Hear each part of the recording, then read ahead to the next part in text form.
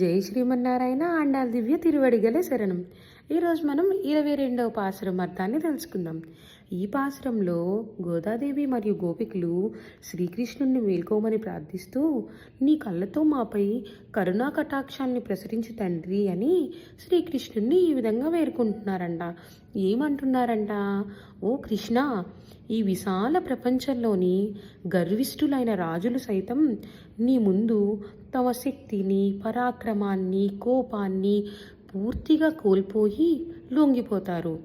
ఓ మా కంటి మణిమాణిక్యం వంటివాడా, నల్లని వర్ణము గలవాడా, నీవు మమ్మల్ని చూడకుండా కళ్ళు మూసుకొనే ఉంటే ప్రతిరోజు వికసించే నీ దివ్యమైన ముఖాన్ని, ఎర్రని కన్నుల కటాక్షాన్ని మేము పొందలేము కదా.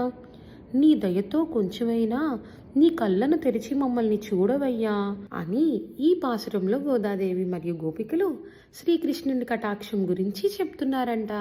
జై శ్రీమన్నారాయణ.